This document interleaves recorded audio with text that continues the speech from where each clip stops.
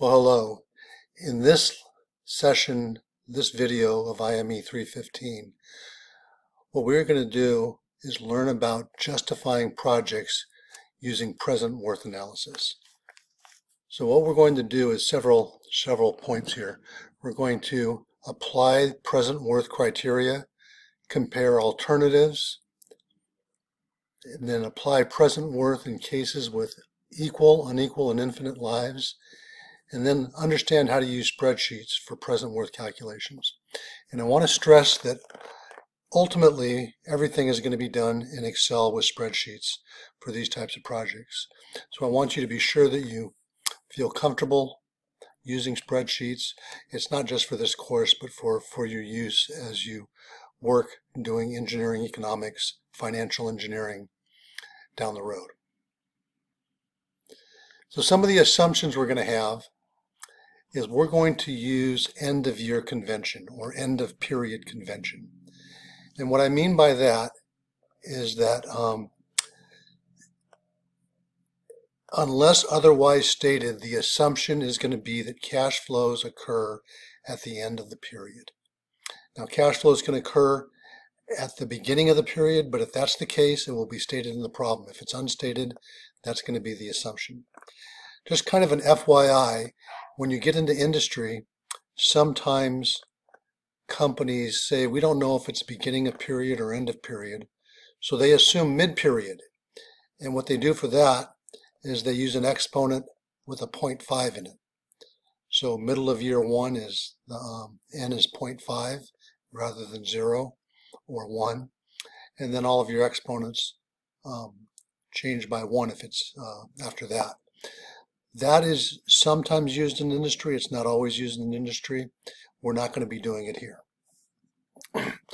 Second point we're going to talk about or assume is that we're looking at the viewpoint is that of the company. So the company has, they're going to be making an investment. They want to make a good investment. The next point is that sunk costs have no bearing on decisions. Now, we learned about sunk costs a couple weeks ago. Sunk costs are important, but on decisions going forward, they have no bearing. And then we're basically going to assume compound interest. Money borrowed is with interest due. Financing means you're getting money. Investing means you're spending money. And let's assume we're going to ignore inflation and deflation. And there's several reasons for that. Number one is that I want you to understand the concepts without the additional complexity of incorporating inflation. Inflation is important. As you're all probably aware right now, inflation is a very important thing in the U.S. economy. I cover inflation in the graduate class in this class. Some companies ignore inflation when they analyze projects. Some companies incorporate it. I believe when you properly analyze a project, you should incorporate inflation, but you can do, it's probably 90 to 95% accurate if we assume stable prices. Finally, we're going to ignore income taxes for now. So we're going to understand the concepts, and then about week 7 or 8, I'm going to bring income taxes into the equation here. And the concept is, the idea is you're going to get the concepts, but ultimately projects are justified on after-tax cash flow, which means we need to have an understanding of income taxes. It's not an accounting understanding of income taxes. It's just a rudimentary understanding of income taxes and why they are important. Now, basically, what we want to do is this looks a lot more complicated than it really is.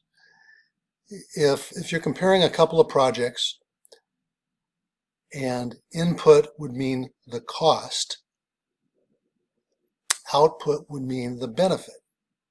So if you're comparing a couple of projects, and neither the cost nor the benefits are the same, you maximize the net present worth. If you're comparing two projects that cost the same, you can ignore costs, you maximize the present worth of the benefits. If you're comparing two projects that have the same benefits, which is fixed output, you minimize the present worth of the costs. So fundamentally, the concept here is we want to maximize present worth. And I said here minimize the present worth of the cost, but there's a given there that the benefits are the same. So if we look at a project and we analyze it and it has a positive present worth, fundamentally it's a good project. If we are considering spending money on two projects and they cost a different amount, then what we do is we select the one with the greater present worth, obviously assuming that they both have a positive present worth. So if I were to give you this example here, determine the present worth, the present value of the following cash flows, you need an interest rate, and it's 8%. And so we know how to do this. We can use the NPV function. We can use the present value calculations that I showed you in the last lecture. But you can calculate the present value of this $20 at the end of year one is 20 over 1.08. This one is 20 at the end of year two. It's 20 over 1.08 squared. And into year three, it's 30 over 1.08 cubed. You add it up, and you come up with $29.48 is the present value of this cash flow stream.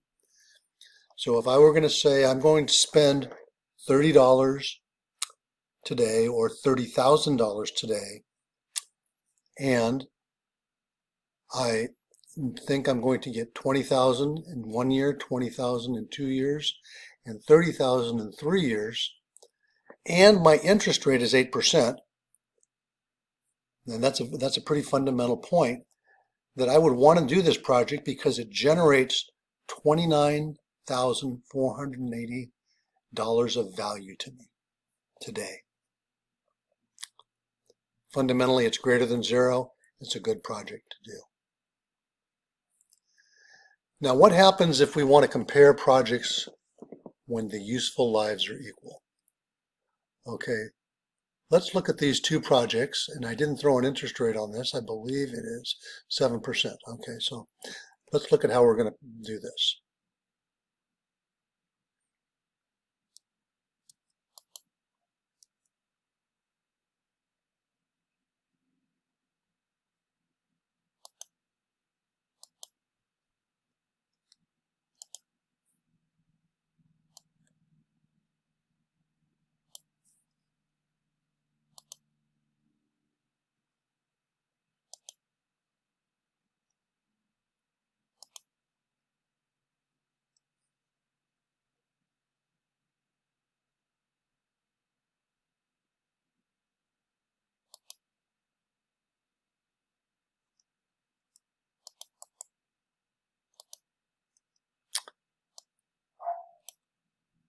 Okay, let's look at end of period.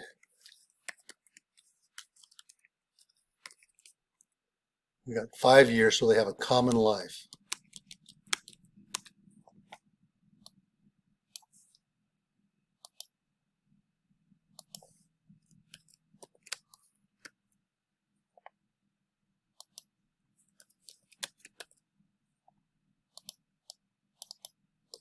So the cash flow of A and cash flow of B are going to be as follows. And so this is going to be, we're going to spend 10,000. Whoops, need to add a year zero.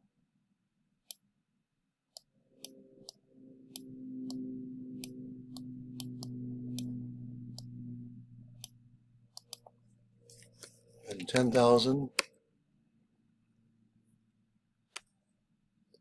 And then we're going to make 3,000 a year.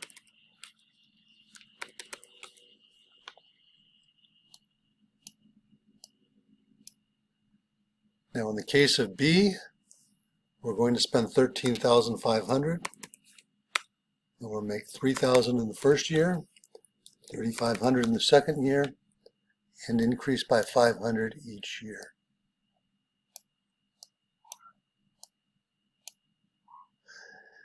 Now I think it's going to be good practice for you to put commas in, because it just kind of lines your eye up, and if you misenter something. Now something in brackets, if you're not aware already, signifies negative. Now our interest rate is 7%, so our present value factor is going to equal P equals F over 1 plus I to the n, so the factor is 1 over 1 plus I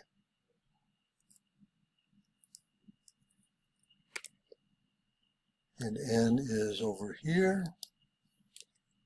We'll give this 4 decimal points and drag it down. And this allows us to calculate the present value of A and the present value of B. Let's clean it up a little bit. So this is going to equal A times the present value factor.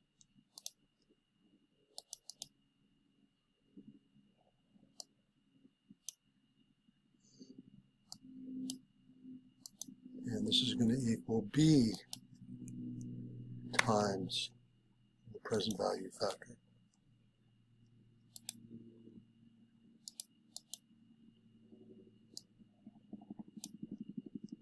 And now all we have to do is drag them down. And now we have the present value at time 0 of each project. The present worth of each project is going to be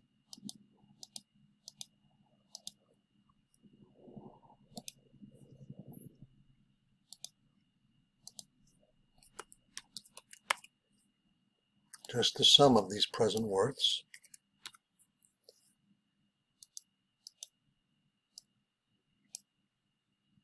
And so we have 2 projects, A and B. We are either going to do one or the other. We're not going to do both of them. And according to the present worth criteria, we would choose to do device B, project B, because it has a present value that's $323 greater than the present value of A.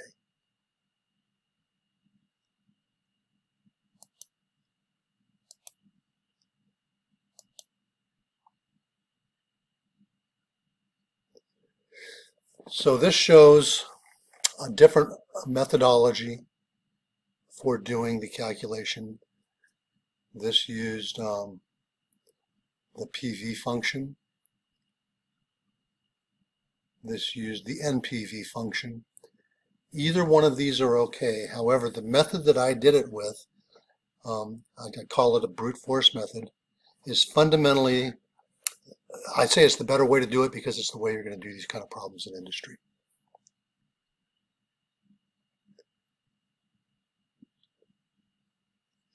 Okay, now let's look at another one where we have a possibility to build a facility in 1 stage or 2 stage. So we can spend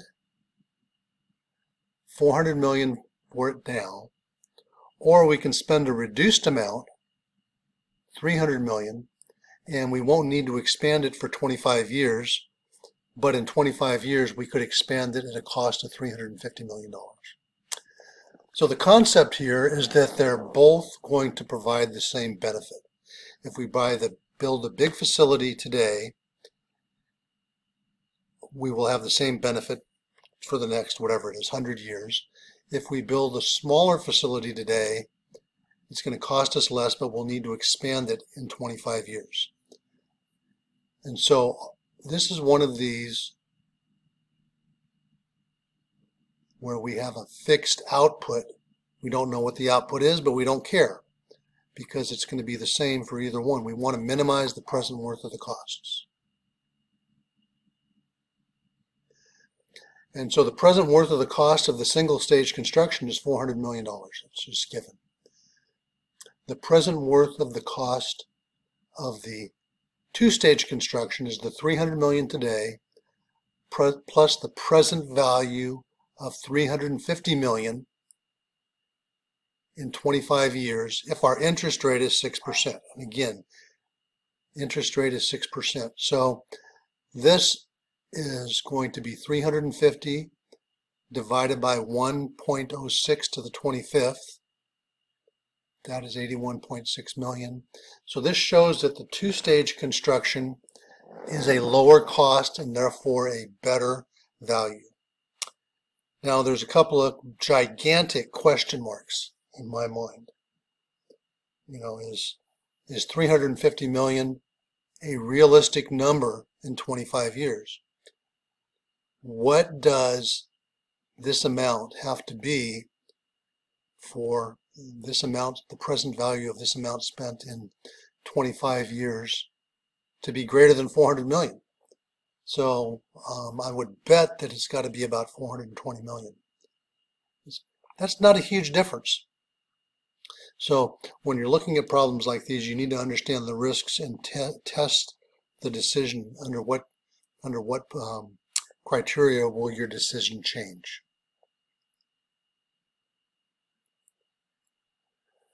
Okay, so let's look at this problem right here.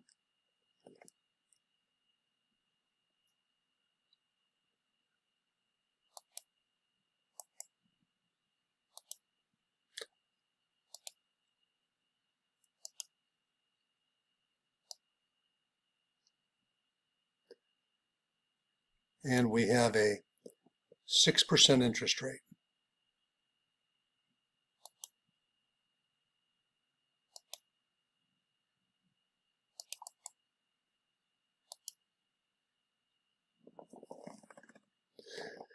So interest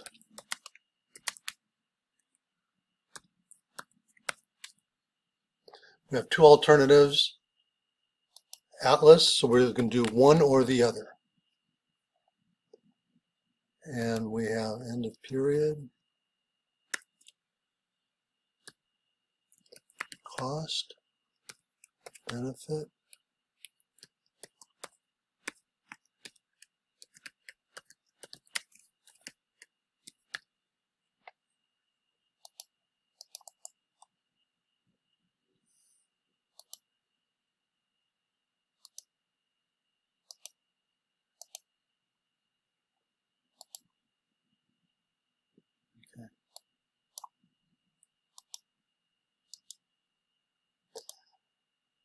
okay, I believe this was a 6-year life. Yes, 6-year life.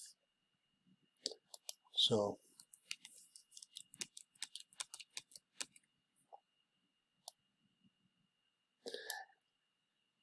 now when you do these kind of projects, I think it's best to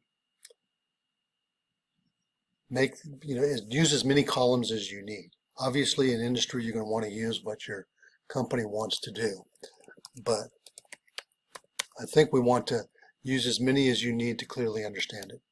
So we're going to spend $2,000 up front, and we're going to make $450 a year for 6 years.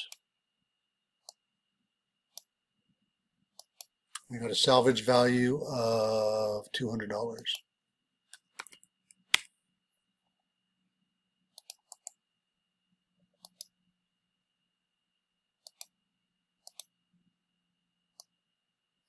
Let's just make these all dollars.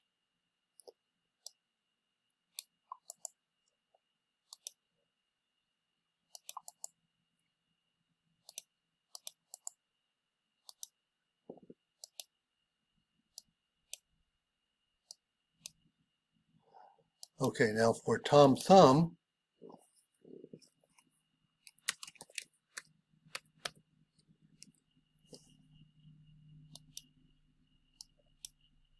we've got an upfront cost of $3,000. so it's 50% more. We're going to make 33% more for each one. And we're going to have a salvage value of $700. Okay, so our net cash flow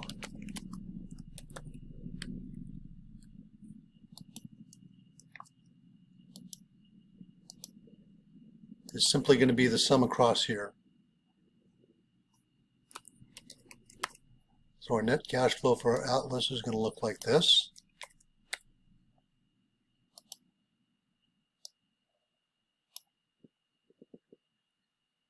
And our net cash flow for Tom Thumb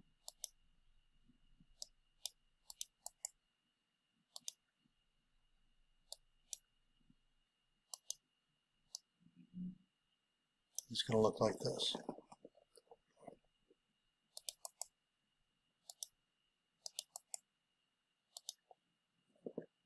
So I went fairly quickly. Now let me just do something here.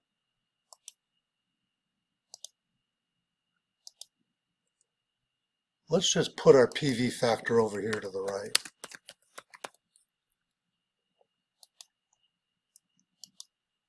So our present value factor is going to equal 1 divided by 1 plus the 6% raised to the, I can't get it, it's going to be B14.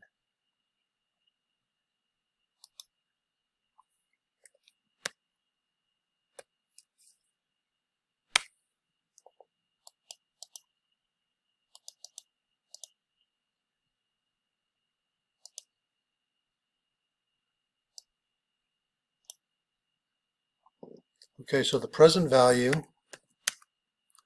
of Atlas is going to equal our net cash flow times the PV factor.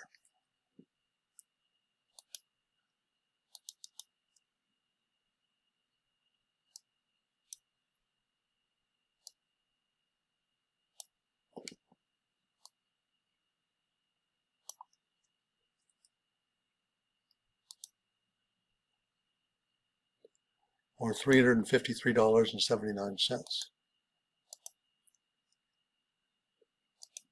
Our present value of Tom Thumb is going to equal our net cash flow times the same PV factor.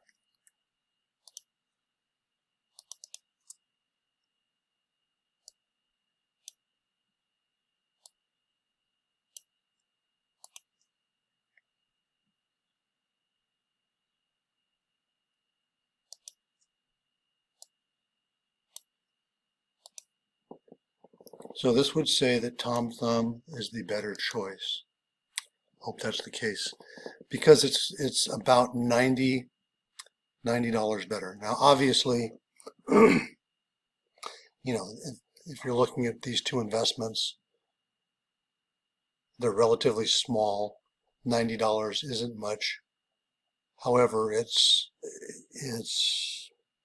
25% of the value. So if the numbers had a couple zeros on the end of them, it would be much more important. So we have 353 and 443. Looks like I've made a mistake here.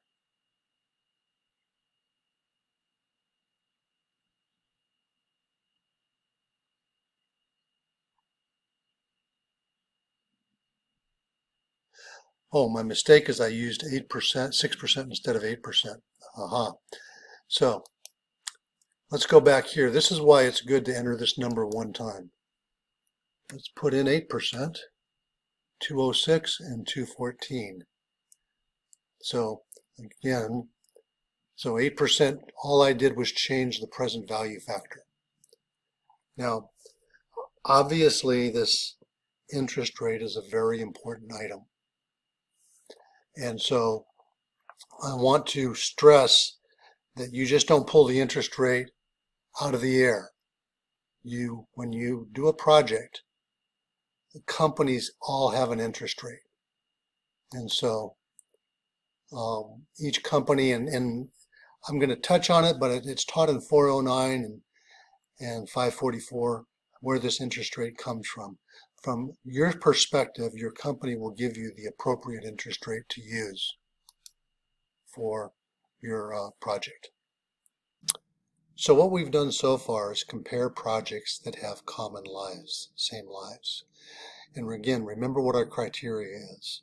If we're looking at one project, if it's got a positive present worth, it's a good project to do.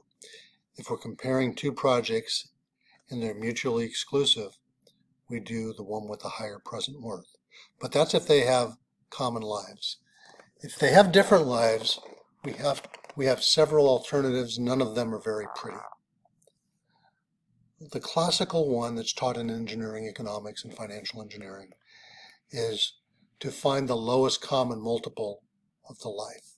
So if you have a project that is 2 years and you're comparing it to a project with a life of 4 years, you assume you're going to do 2 of the 2-year projects to give them a common life. The issue with this type of assumption is that you're assuming you can do it at the same price in the second go round. Maybe you can assume that for a 2-year project. But what if you have one like this third example, this example down here at the bottom, where you have one with a life of 2 years, one with a life of 3 years. Now your lowest common multiple is 6 years. You have to do 3 of A and 2 of B. Highly unlikely that you can, that in reality, the price and all the cash flows will remain the same for all of the scenarios. This is called a repeatability assumption. Now, where does this fall down? Well, it falls down if you have a project with a life of 9 years and a project with a life of 7 years. Now, all of a sudden, your horizon is 63 years. So we'll go through various methods for analyzing projects with those kind of issues. And let me take a step back. Typically, when you get into industry, you can change assumptions so that you can change the life of a project, maybe simply by changing the salvage value. We'll discuss that a little bit. So if we have a couple of pumps, and one has a brass pump has a life of 3 years, a stainless pump has a life of 4 years, the comparison period is 12 years, which means we've got to do 4 brass pumps and 3 stainless pumps. Not a real good assumption that prices, benefits are going to be the same over that entire horizon. For example, the 4th brass pump, the investment will be made in the 9 years from today. Think of how things have changed over the last several years. It's not a great assumption. So let's look at this scenario here, where we have 2 pumps, pump A and pump B. And pump A has an initial cost. It's got a life of 12 years. Pump B has a life of 6 years. So basically what we have to say is that we're going to do 1 investment in pump A. We can calculate the present value of this, and 2 investments in pump B. So think of this project. It's got a fixed output, right? They're both going to pump water. This one's a little more expensive. It'll last 12 years. But they have the same benefits, so we want to minimize the cost. So what we're looking at is a cash flow for pump B. We're spending $5,000 today and getting $1,000 salvage value back in 6 years. Then at the end of that 6th year, we're going to make the same exact investment of $5,000, and 6 years later, or year 12, we're going to get $1,000 back in salvage value. So now they have a common life, and now because they have a common life, we can compare them and decide what is the better choice. And so if we go through our analytics, the present worth of pump A has a cost of $6,467. The present worth of pump B is going to have a cost of $7,221. $5,000 up front, Then in year 6, we basically have a net outflow of $4,000. We divide that by 1.07 because our interest rate is 7% to the 6th. And then at the end of year 12, we have a salvage value of 1,000, which we divide by 1.07 to the 12th.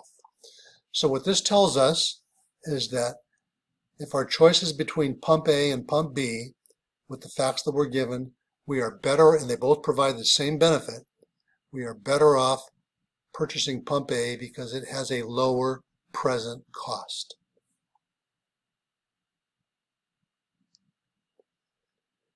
So if we look at this, and I'm going to take you through this example here, where we have,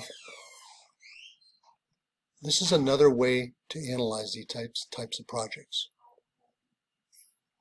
What we can do is try to come up with a common life. So a 7-year and a 13-year, the common denominator is 91 years. Doesn't make sense. So at its useful life, at the end of 7 years, alternative 1 has a salvage value of $10,000. At the end of year 13, alternative 2 has a salvage value of $12,000. However, if we were to look at a 10-year horizon, alternative 2 would be worth slightly more. It would be worth $15,000 rather than $12,000. Alternative 1, which would be reinvested at the end of year 7, we'd spend another $50,000, it would have a value of $20,000. And so, for whatever reason, this company has chosen to look at a 10-year horizon. Now, if you're a cynic, you would say, well, if you're going to play with the horizon and the salvage values, why don't we just look at a 7-year horizon? And we're going to say we want it for 7 years. Then we just estimate the value after 7 years of alternative 2. We know everything in alternative 1. Very valid comment. I think that's a very valid comment. So if we look at alternative 2, that's very simple. The present cost is $7,500 plus the $15,000 salvage value after 10 years, $68,000. If we look at alternative 1, it's got a cost of $50,000 today. In 7 years, we're going to buy another one, but we're also going to sell the, we have a salvage value of the initial one, so we're going to have a net cost of $40,000 in 7 years. And then in 10 years, we're going to get $20,000 back, salvage value. That cost is $64,000.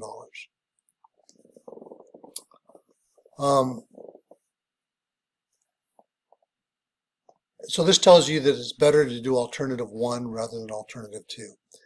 However, there are inherent risks in doing alternative 1. This $50,000 expenditure 7 years from now is an assumption. It's going to stay the same. The $10,000 salvage values are just estimates. I have a 15-year-old truck. It's actually 16 years old now. 4 years ago, I could sell it for about $4,000. Today I was offered $15,000 for it. And it's just a matter of supply and demand. So you just don't know what's going to happen out in the future. But these are the best estimates that you can make today. But the example that we're showing here basically says, find a common life where you can change the salvage values. So this is another method for doing this project. Now let's look at an infinite analysis period. So if you look at the formula for the present worth equals A, and the formula is 1 plus I to the n minus 1 over 1 plus I to the n times I. The limit, if you look at the formula from the last lecture, the limit as n goes to infinity is basically 1 over I. So the idea here is that it's called capitalized cost. If you have an infinite uniform series, the equivalent present value of that is that series over the interest rate. So if they talk about an endowed professorship, and let's say the professorship demands $150,000 a year, that'd be salary and benefits, and the interest rate is 10%, that would take $1.5 million, $150,000 divided by 0.1 to fund an endowed professorship. The interest rate is 5%, it would be $3 million. So that's what capitalized cost is. So how do you use it? Well, cities and governments use this. Governments, typically cities, use this type of analysis. And so if a city says, I want to raise some money today, what do I need today to do maintenance on a park forever? If we are assuming it's $5,000 per year and interest is 4%. Well, this is what it looks like. It's $5,000 divided by 0.04. We need $125,000 today to provide forever. Now, this is kind of an interesting problem here. Let's look at $8 million every 70 years forever. Okay. Now, what is that equal to today? Well, it seems like it should be a very big number. But let's skip this first $8 million. And we'll come back to it. Let's look at these $8 million every 70 years. We can calculate that annual amount. And if our interest rate is 7%, the annual amount, 70 payments of $4,960, that $8 million is equivalent to. And this $8 million is equivalent to another $70 million, another 70 payments of $4,960, etc. So all of these $8 million every 70 years are equivalent to a payment stream of $4,960 per year forever, an infinite series. So we can use this formula here, P equals A over I, and we find out that $4,960 per year forever at a 7% interest rate is worth about $71,000.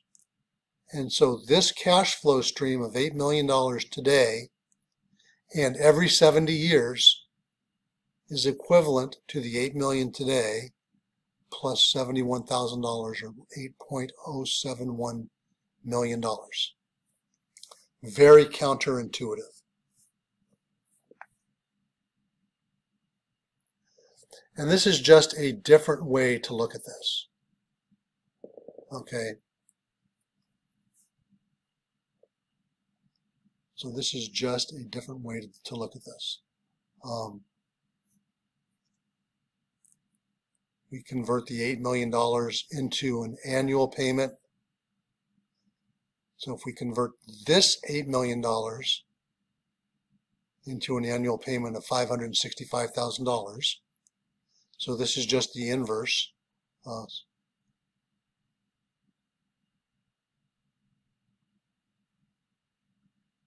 Oops, sorry, I went too far. Then this $8 million payment is $560,000. So we're going the opposite direction. And this one, this was a future amount going back, a future amount going back. This one is a present amount going forward, present amount going forward. So we have an infinite series of $565,000.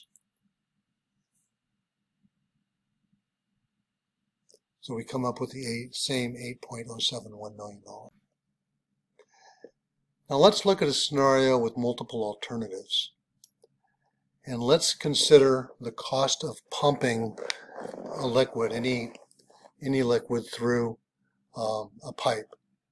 And if you've taken fluid mechanics, there's more friction in a smaller diameter pipe than in a larger diameter pipe. So you have to use more electricity to pump liquid through a smaller diameter pipe. Now, if we're going to assume 2,000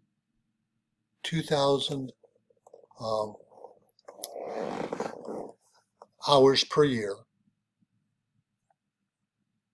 and we're going to assume a 5-year life at 7%, if we look at various different pipe sizes, it's much cheaper to have a smaller diameter pipe than a larger diameter pipe, but the cost of pumping is higher for smaller diameter pipe than it is for larger diameter pipe. And so we can calculate the present worth of the cost of pumping. We're going to get the same benefit from any one of these pipes. It's just a matter of cost. And so we find out that the 3-inch pipe is the smallest, lowest present cost. Now there's probably a break-even point between some of these different, based upon hours. We could analyze this at 2,000 hours a year, 4,000 hours a year, etc., to find out where your decision would change. But fundamentally, what we're doing is we're calculating the present cost of all 4 alternatives. Because they provide the same benefit, we want to find the lowest cost.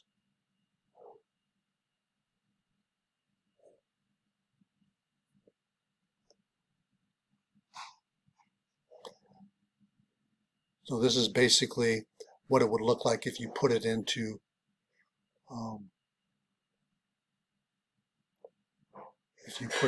a table in Excel.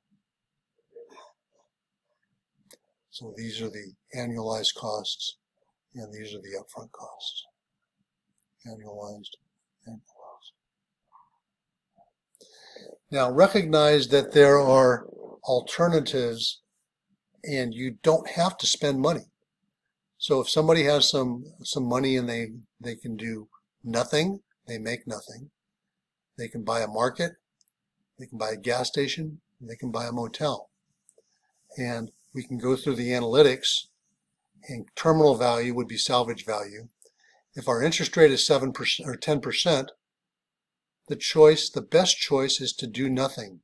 These have negative present worths. All alternatives have negative present worths. And if you build a model, you could find the interest rate at which you would flip to having a positive present worth for some of these. Or maybe you would want to look with a model and say, how much does my annual benefit have to change to have a positive present worth of the vegetable market? So that's why we want to build models, so we can do sensitivity and what-if analysis. So this is the one-step process for this. I think it's best to do this, do the following.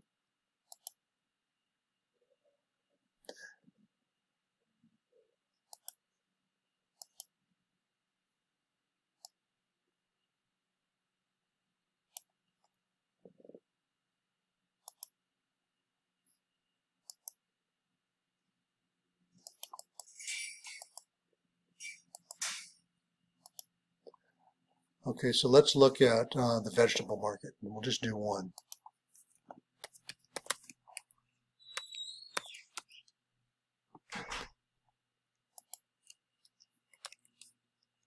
We got a 20-year life.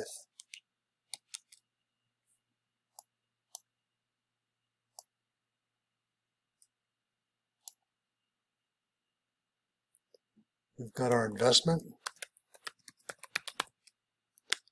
and that's $50,000.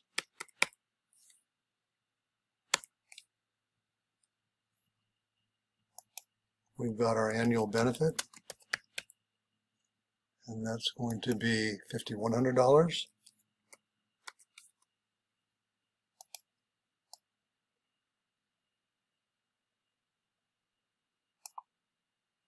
And then we've got our terminal value, and that's going to be $30,000.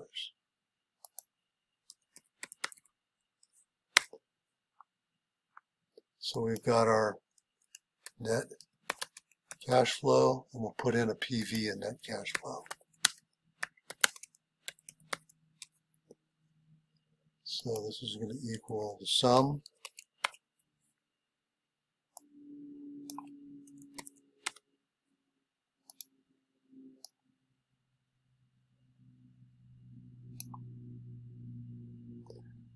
interest rate is 10%.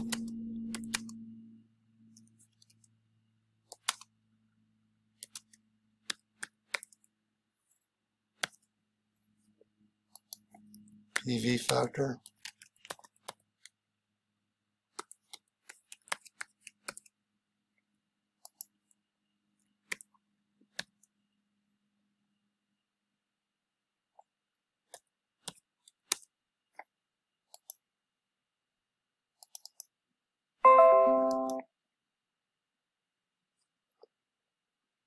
Didn't want that.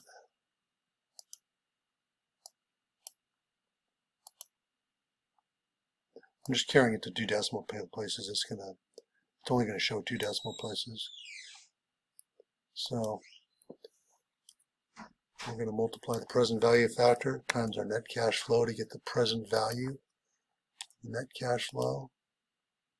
Let's get it in the comma. We'll drop the zeros.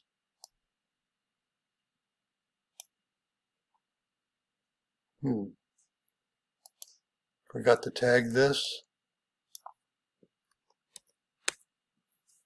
Now I can copy this. Notice that in the 20th year, it's only 15% of the first year. Now we can sum this up.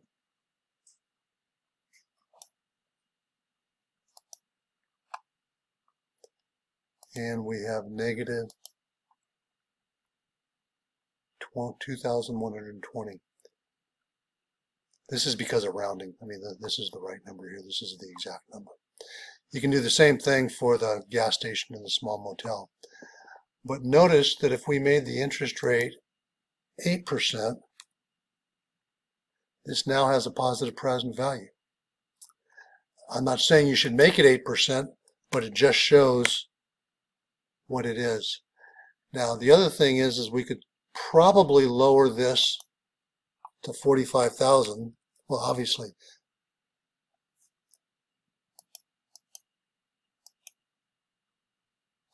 if we lowered it to 47,500, we'd have a positive present value, so $2,500.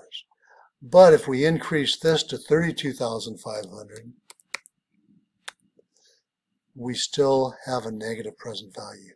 So the $2,500 is worth way more up front than it is at the end.